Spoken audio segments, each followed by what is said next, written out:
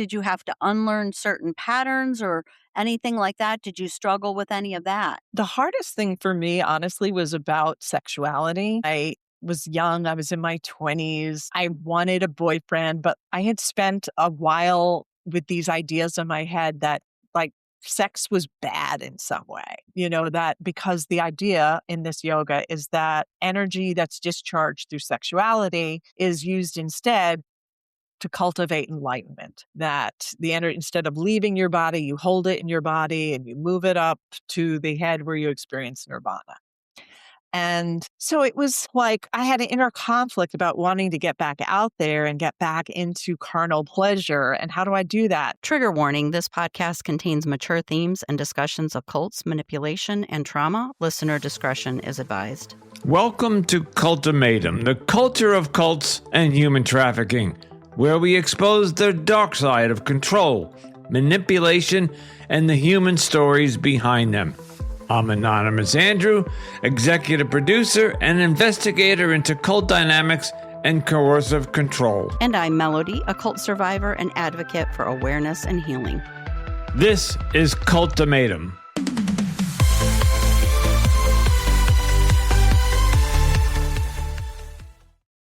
Greetings and welcome back to another episode of the Cultimatum podcast, a culture of cults and human trafficking. And my name is Anonymous Andrew, and with me tonight is my co-host Melody. Melody, who do we have on the show tonight? Today's guest is Blair Glaser, a survivor and escapee of the yoga cult known as Siddha Yoga. She's the author of a memoir about her experience and a licensed psychotherapist and executive coach. Blair is here to share her story of how she got in, how she got out, and what recovery looked like for her. Blair, welcome to Cultimatum. Thank you so much. Yes, welcome. I can't wait to hear. We're interested, Yeah, we're very interested because we were just, right before you popped on, I said to Melody, have we had a cult, a yoga cult on the podcast yet? And way back in the early days, we had somebody who was in somewhat of a yoga cult, but it wasn't really structured the way yours is. So we are excited to hear your story and take it away. Right. Great. I'm excited to tell it. And I do want to say that the subtitle of my book, which is called This Incredible Longing, is called Finding Myself in a Near Cult Experience. So I love this podcast. I listen to it a lot, but my experience is a little bit different in the fact that the cult benefited me quite a bit. And I'll get into how that happened. Not everybody has to have a bad experience. It's right. And a lot of time there is good and bad. Yeah. Just like in a relationship, if you stay in a bad relationship, a lot of time it's because there's good in it too. Exactly. Or you took something away from that was good. Yes. Yeah. Exactly. That's what definitely that. Yeah.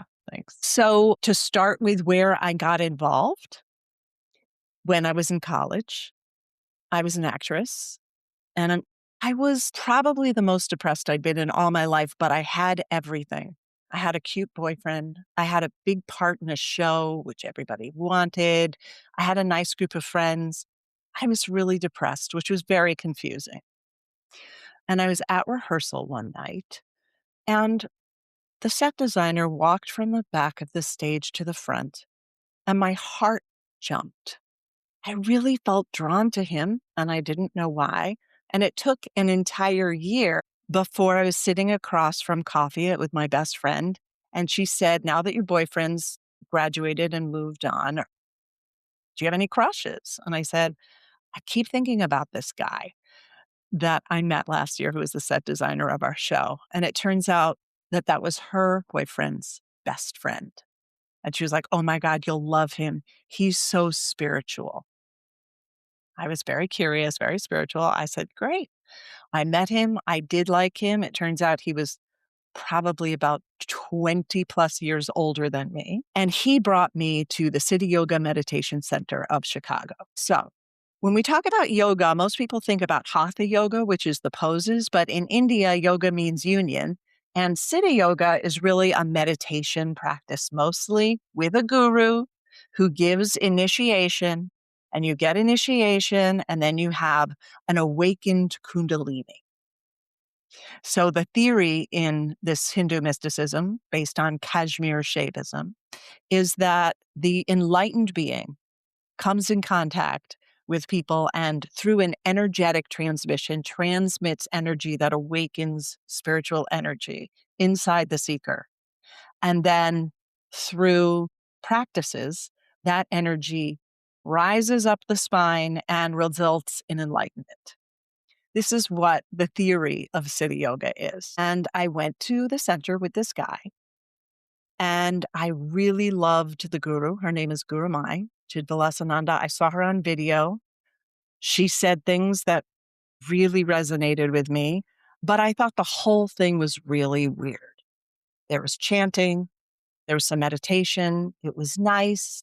But then everyone got up and started bowing down to a picture of Guru Mai in a process called darshan, which is what the part of the practice was, is that you bow down to the teacher if she's there physically. If not, you bow down to a picture. And I thought, this is nuts. I'm not coming back to this. There's something about bowing down that really didn't work for me. A week later, I got a call from another best friend, and she's like, can I come over? I said, sure. She said, I went to this really weird thing tonight. I said, did it have to do with meditation? She said, yes. I said, did you go to the Siddha Yoga meditation? She said, yes. And we both were like, wow, what did you think about it?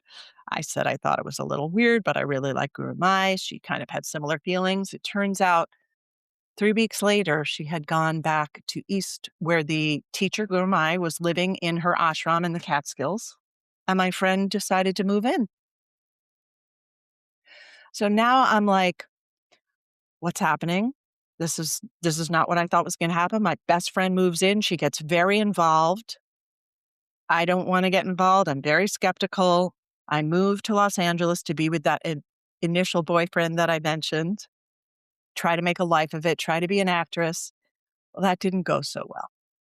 In fact, I was really, really depressed after graduating college, and broke up with the boyfriend, couldn't find an apartment, was living in his place with his roommates. I was really having trouble getting out of bed, kind of thing. I started having some suicidal ideation. And I decided, before doing something very drastic, to see if I could remember the mantra I learned that night at the center, to see if it could do anything for me. And it did. I felt waves of calm, waves of peace. And what's significant about this is that I wasn't in an ashram environment when this happened. I was by myself in an apartment in Los Angeles with pills lined up in front of me as the alternative. Let me just quickly ask you, when was this? About how many years ago? It was in the early 90s. Okay. Yeah. So I start chanting this mantra every day, and things start getting better. And I start feeling better, and I start feeling more energy, and I'm feeling more positive about life. And then a few things happen that really trip me up. I'm not going to tell too much because I do talk about those things in this incredible longing. But suffice it to say, at a certain point, I was like, I think I need a community and a path. It's nice that I'm chanting this mantra, but I really need to immerse myself in it. So I went to the Siddha Yoga Meditation Center of Los Angeles. They're all over the world, by the way, although many of them have shut down since the scandal, which we'll get to in a little bit. And I found community there where my friends in Los Angeles, friends, were very edgy and focused on making it, and really just very Hollywood. I can't explain it. People at the center seemed warmer. They seemed more open. And I related, connected. I loved being a part of the center. I did selfless service. So I started vacuuming, and I started talking to this teacher inside myself. And eventually I went to meet her, and I fell in deeper. And I lived in the ashram in the Catskills for a year and a half until I woke up and I left. So obviously there's more to the story in I was, terms of the nitty gritty. I was But just going to say, it couldn't have been that easy, could it?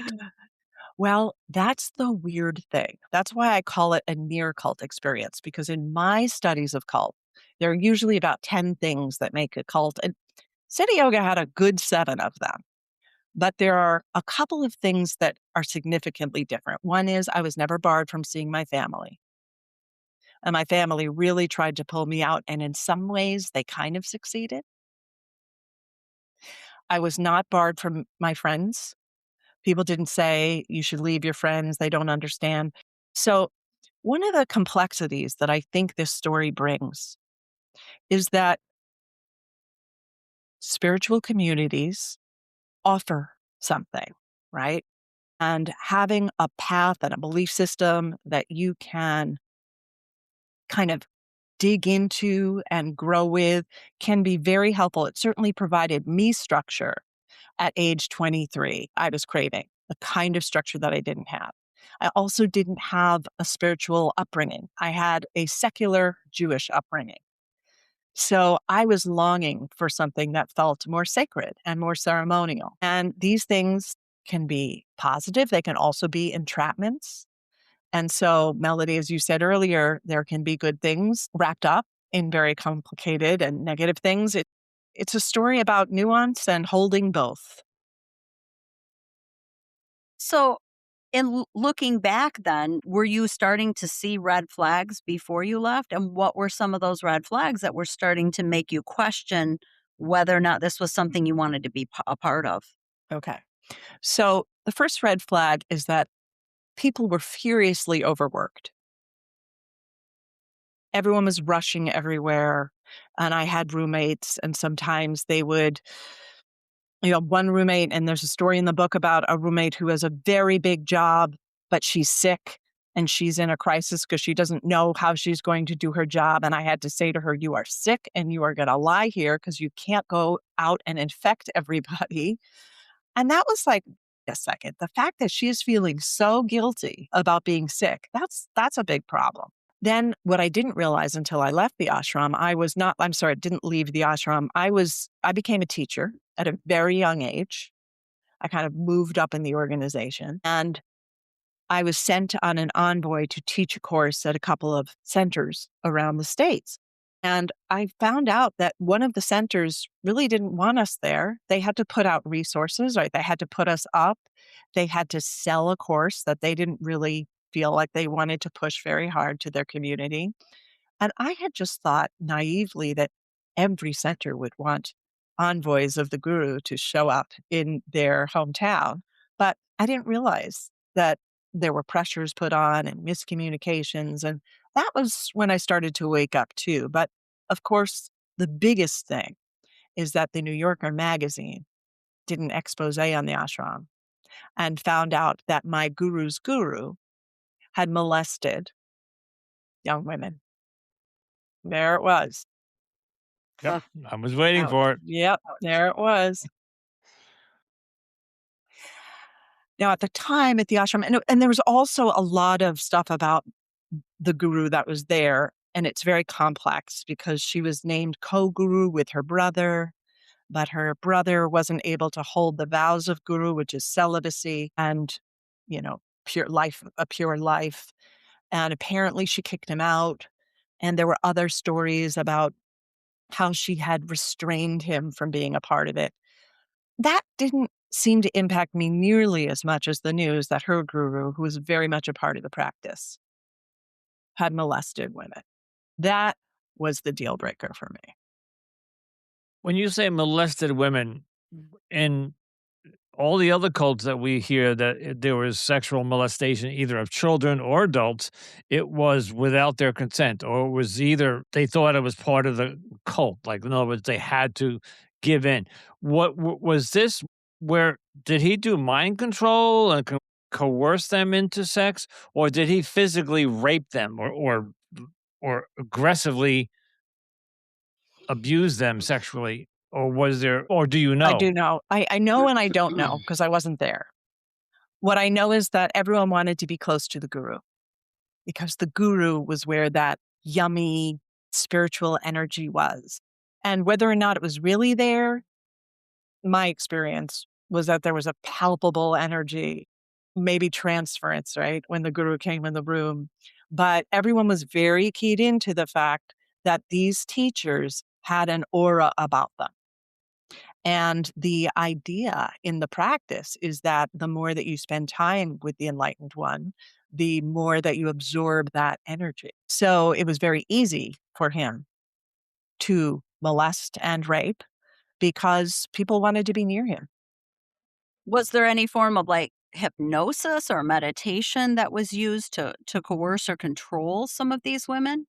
This is the mystery because the whole thing, the whole aura of the organization, in a sense, was hypnotic. We were all in this yoga trance together. They had these Right. things called intensives, right? And you would come and we would all meditate together, and you'd have these, many people reported very deep experiences of what was called the self.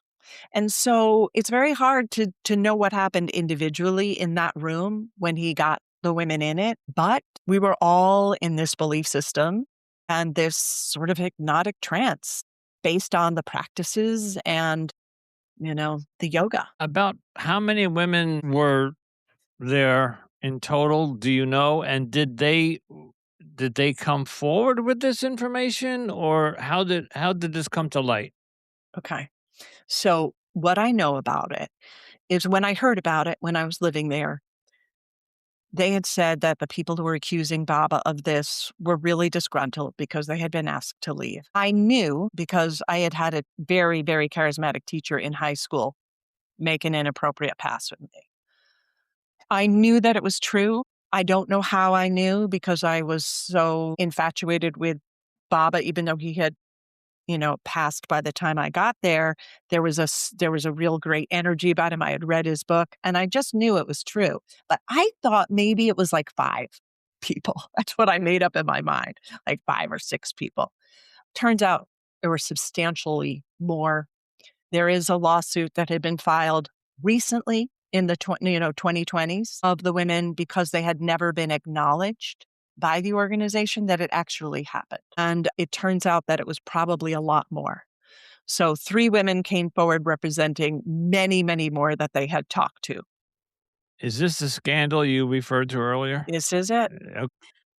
So when you're hearing this, and now I assume that this is starting to bring the doubts, and this is a big red flag, right? This isn't something little. This is a big thing. That's right. Are you sharing this with anybody else in the group? And if so, how is that being framed?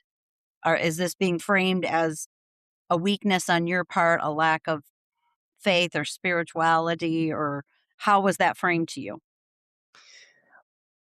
In the meeting where we were told the contents of the New Yorker article, someone rushed up to me and said, I guess they must have seen it on my face because she said, Blair, I got to tell you, I knew Baba. I lived with Baba. There would be no reason for him to do this. He was so full.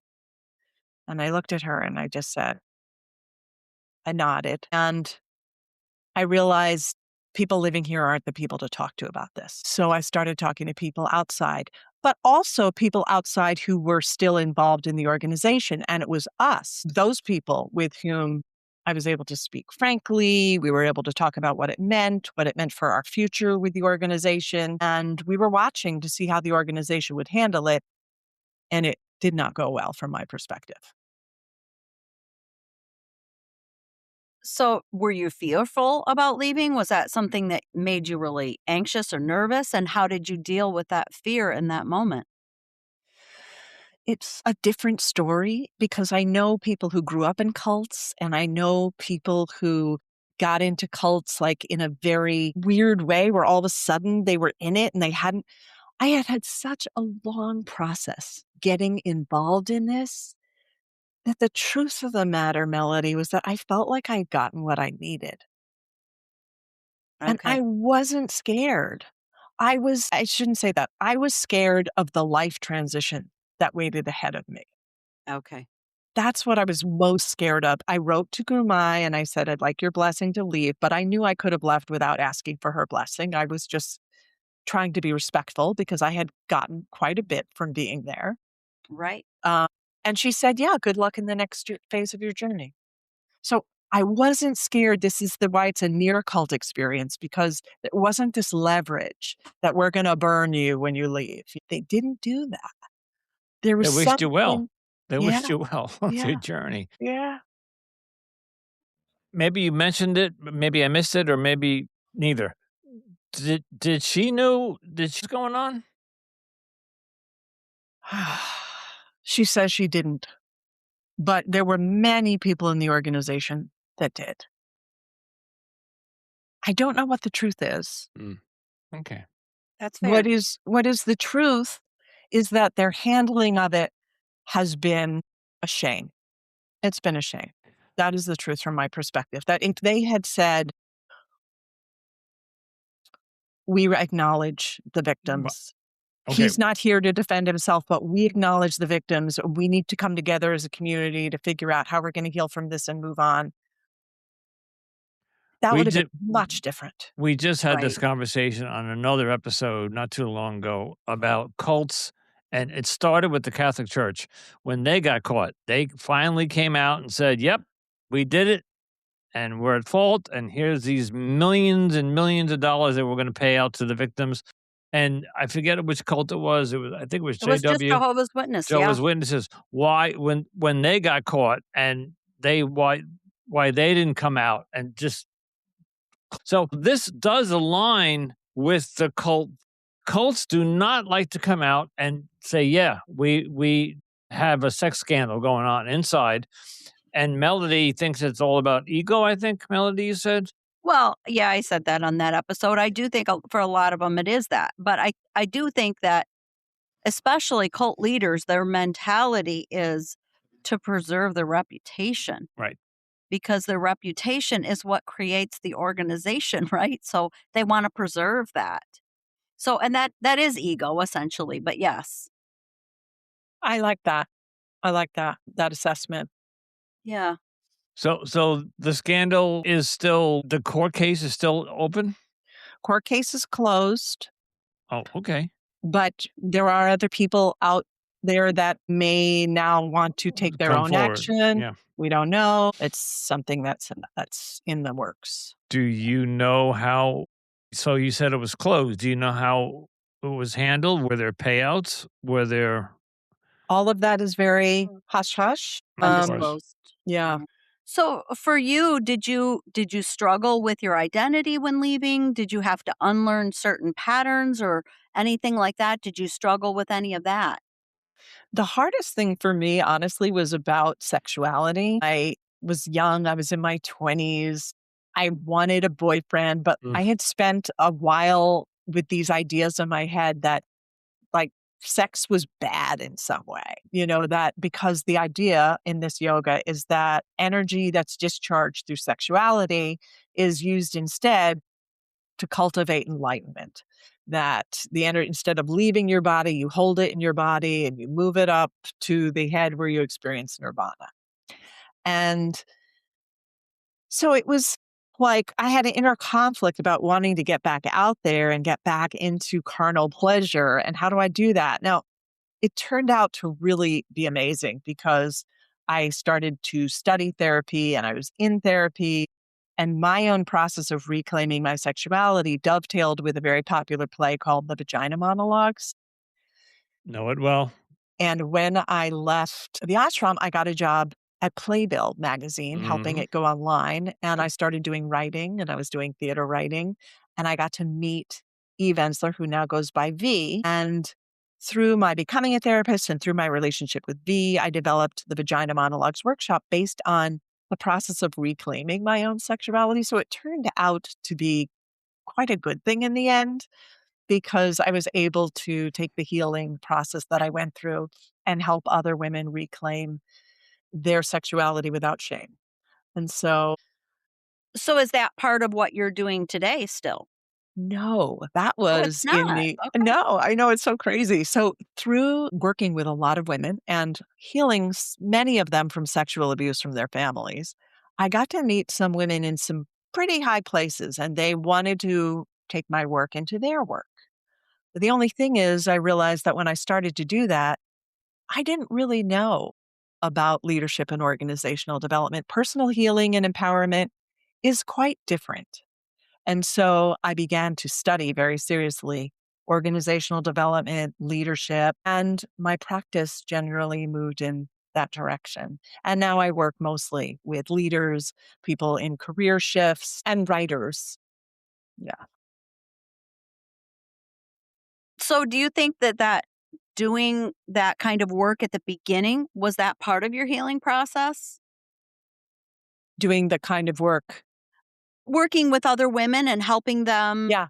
Yeah, it Okay. was. It was. Can you kind of explain how that helped you in your healing process? What that did for.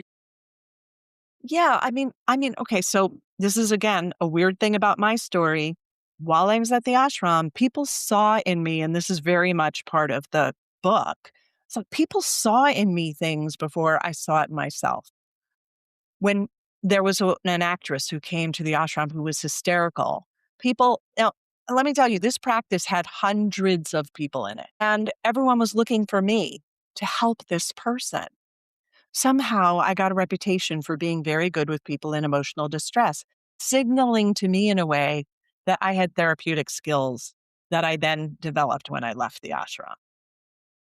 Okay. Yeah. So So that's probably part some of the good that you can't that you took with you out of the so situation. exactly. And so being able to preserve my investment in that practice and that year and a half was very satisfying for me. And also being able to use being a workshop leader, which I had first learned at the ashram, towards embodied sexuality was also really healing and validating, right? Because I was taking skills that I had gained there, but I was also using it not to diminish people, but to help them be more fully embodied.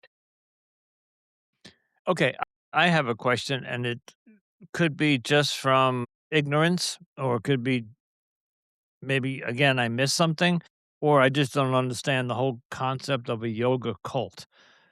When you were at this yashram, which I just wrote down phonetically so I can say it right, and you talked about this meditation and this energy that moved throughout the body and went up. You talked about it, gave you nirvana. Was there actual yoga going on? So let me just explain what I mean by that.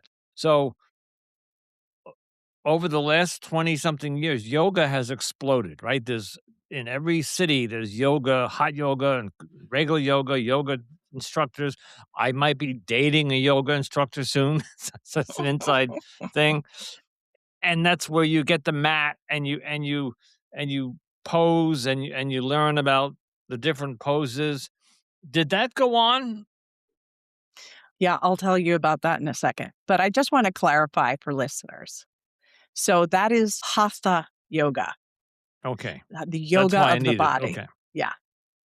But the word yoga in Sanskrit means union, and Siddha Yoga. Siddha actually means perfected one.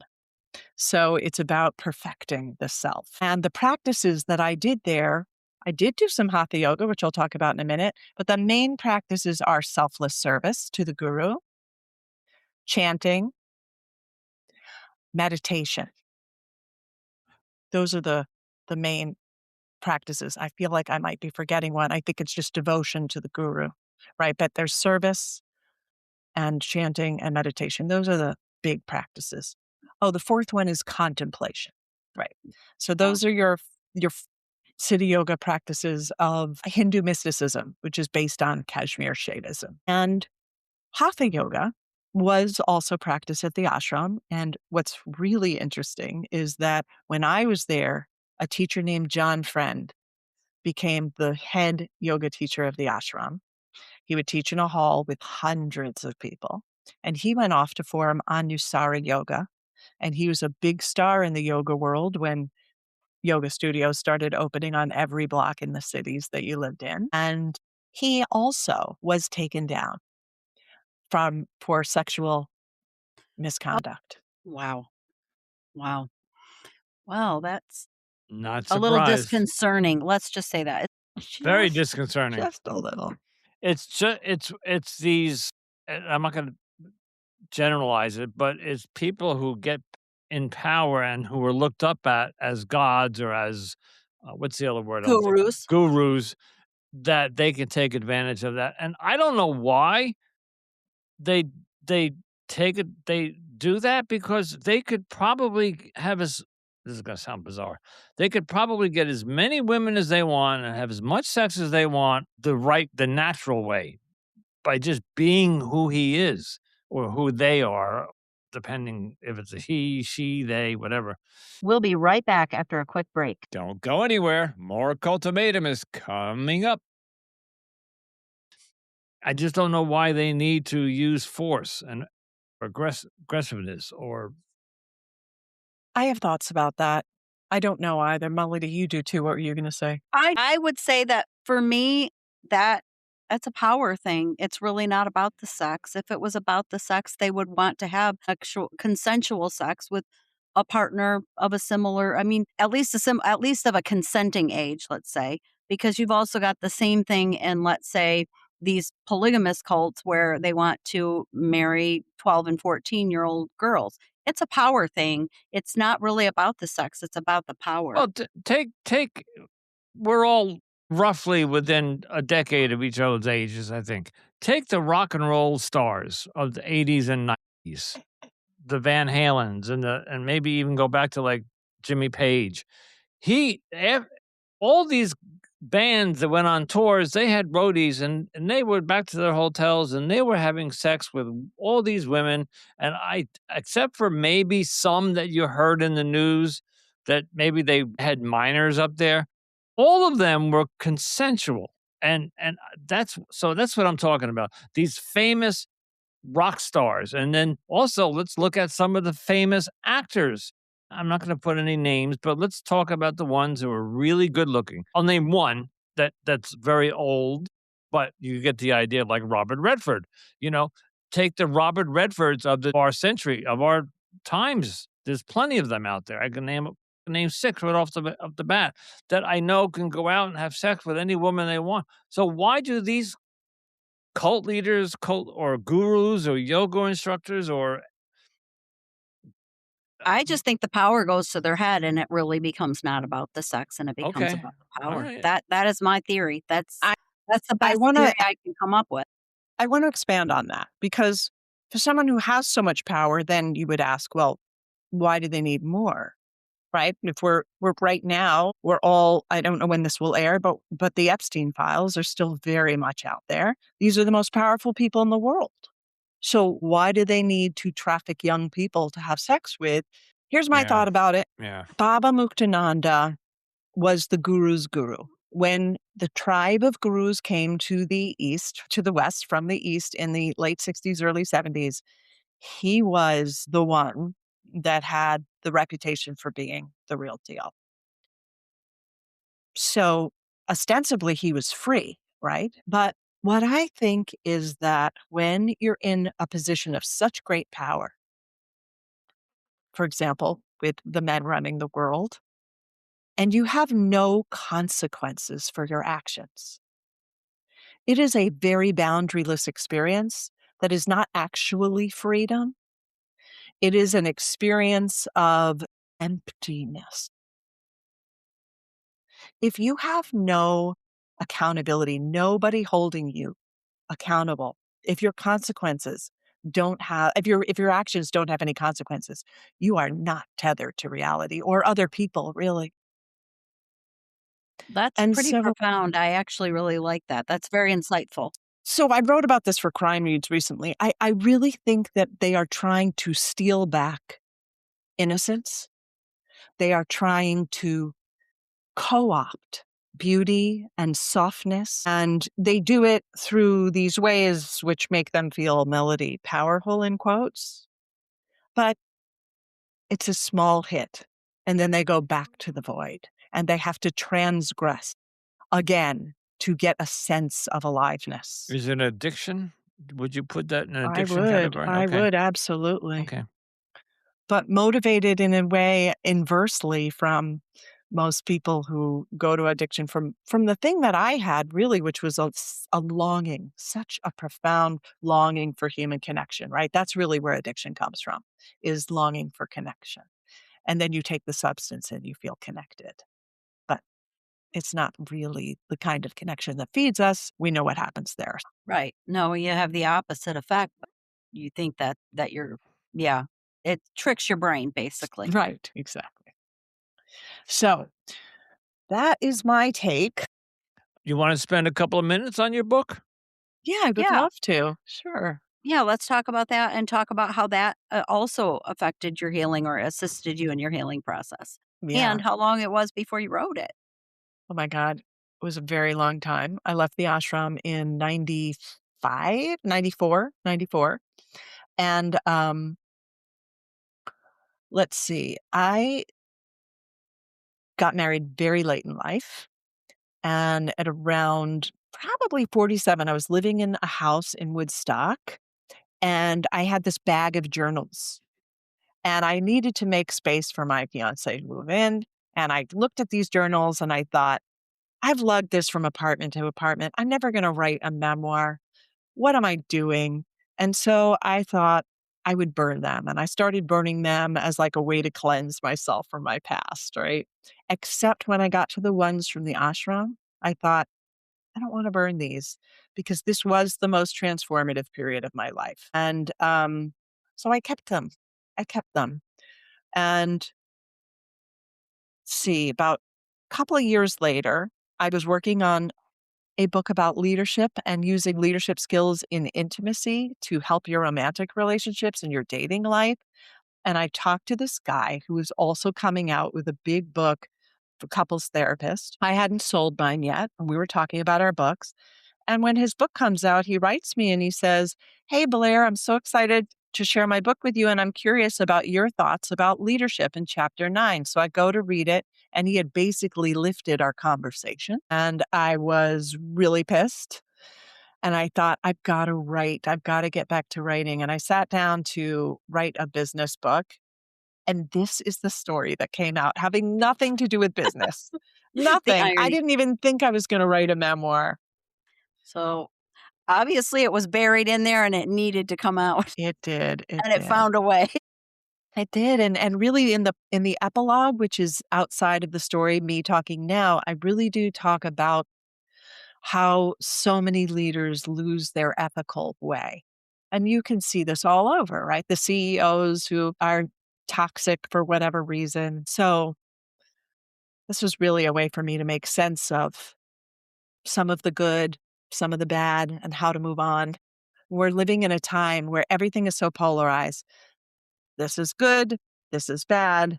It's very hard to see. And there are some things that are just very clearly morally wrong. And I think we all need help being nuanced.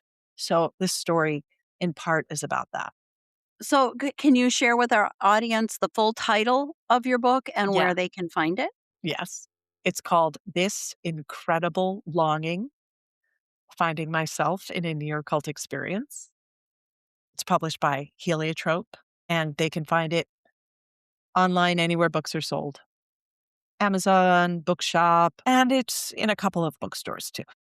Okay, so after you left, you where did you? I think you said you moved. You worked for Playbill and did the vagina monologues, which Workshop. I remember when they came out. There was I live in New York, so right outside the city. So I that was such a big thing then. It was. It was such a big thing, Andrew. It rocked a couple of boats. Take us a little bit after that. Where you live now? How did you get from there to there? Are you married? Did you I didn't have kids. I did get married. I've been married to my husband for 7.5 years. Oh, good for you. And one of the things that's funny is that this book kind of starts in Los Angeles. And I grew up in New York City, by the way. So, I Okay. know you did too. Yeah. But, and Los Angeles was a really bad experience for me. But after I got married to my husband, who's in the film business, we were living in Woodstock, New York. And I had a wonderful time living there and I had a great community, but he was like, I think I need to go back to LA to get back involved in the film industry. And we decided together to make it our adventure So I live in Venice Beach now, and I love it. And I'm so sorry about the winter that you've had, but I was not sorry that I missed it. And it's just ironic that of all places, LA is where I ended up and I'm thriving. Just Yeah. couldn't be happier. Yeah. Yeah. Wow. Sometimes life is ironic like that, right? Yeah. Yeah. Okay, we Mm. have a few minutes left, and if, like you said, you're familiar with the podcast, you've heard a few episodes, so you know that at the end, Melody and I ask a question each. And at the beginning, I wasn't sure what I can ask you about because my normal question is, "Where are you in your faith today?" I'm going to do a two-part question because I did think of a second question that that I'd like to know. Maybe the audience might like to know. So, do you still practice any of that meditation and part that would be part A, or have you left that all behind? And do you do any yoga? Either one, the Siddha or the Hatha. Do you do any yoga? I still chant and meditate. Good for you. Okay. And I find it to be extremely calming in this day and age when everything feels so chaotic and unstable in the outer world. It's It is. been very helpful for me to have a practice that returns me to a much slower, peaceful way of being.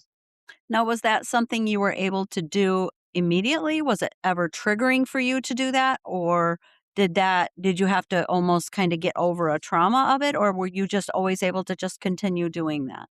I stopped doing it when I was a therapist because I had more judgments about my yoga experience when I became a therapist. I thought, oh, that enlightenment crap, and almost a little embarrassment that like I had left my life and lived in an ashram. It was embarrassing enough in some ways at the time, but when I became a therapist, I felt like I could legitimately go, oh, that kooky post adolescent phase of your life. Yeah. So I had distanced myself from it. And honestly, meditating can be challenging. So I didn't, it was easy to let it go. Right. I picked it back up during the pandemic and I'm so Oh, happy that I did. It's been an incredible tool. And I did get such a deep grounding in discipline at that time in my life from living in an ashram that I'm very grateful for. I do hatha yoga, but I don't do that much hatha yoga because my ligaments don't like it as much now that I'm in Yeah. my 50s. I So I I do did hatha qigong. yoga for a while, a couple of years ago, and I really enjoyed it until I had both hips replaced, and now my body just does not bend that way anymore. Right. Yeah, Right. it just doesn't. And also I had a foot surgery, so one of oh, my toes. Yeah, it's just a long story, but it's just you need to be nimble, whatever Limber. the word, limber, limber. Limber. limber. And when you have titanium hips, it's just you're not limber. So, Melody, you're up. Okay, so my question is, if you've listened to the podcast, you know what my question is going to be too. If there's somebody listening that might be finding themselves in a similar situation and they're starting to have doubts, what would be your words of advice to them? I want to give you answers to two things. One is if you are starting to have doubts, listen to them and consult Very with good. someone outside the organization as a reality check Very because you good. can't really trust the groupthink in the organization. Right. But I also want to talk to if anybody is listening to this and thinking, I really could use some faith. I could use some practice right now. And if you are drawn to a Buddhist practice or a different kind of religion, that there are four things I really want to ask you to look out for. One is, can you ask questions in the organization and how are those questions treated? If everyone says the same thing, if you feel ashamed, if you are somehow rejected for asking your question, that's a big red flag. Also, look around. Are people doing things that are harmful to themselves and saying that it's just purification? That's a big red flag. If you're being asked to cause harm or you see people doing harmful things, you got to listen to that. Also, I want to say, well, those are really the two big ones. I think that there are a few others, but if you're looking around and Yeah. What were you going to say? In a sentence or two, what would be one thing you'd like the audience to take away from your story? That spiritual practice is meant to be used, and the spirit, and with a teacher specifically, you're meant to outgrow them. That you can Really? study yoga for a while and have it work, and then you can move on. I think that's the thing, is that people think I'm locked into this forever. If you're really getting the benefits, then you're moving on. The point is to grow, is to have it Very benefit good. your life, is to have it heal you, and then you're not gonna need it in the same way for the Mm, rest of your life. That's a really Very good good. one. I would agree. That I would is. agree. That's good. That's really good advice. And you can apply that to many different aspects of even in religion, Yeah. Yes. even I would even go as far as to say even 12-step programs or Yes. self-help programs. I'm in Yep. a 12-step program. I still go, but I don't go as much. So, and like in the beginning, they tell you to do these 90 and 90. I've got a couple 24, as they say, and I don't need to do that as much anymore. I've taken what I've learned and I apply it to my daily life. So, I applaud you for saying that. In that community, that is something that is very hard for yep. people to hear, Yeah. but it is true. We And use these things and I then we get this a lot. Yeah, exactly. yeah, yeah. Oh, well, you wait and see, but anyway, that's not about me. Blair, wow, thank you.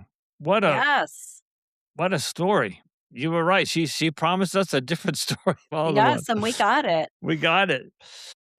So, So we'll put your book in the show notes where people can buy it. And I guess, do you have any social media you want in there? Sure. Okay. I'm on Instagram, I'm on Facebook, I'm on LinkedIn, Oh, and okay. I'm on Substack.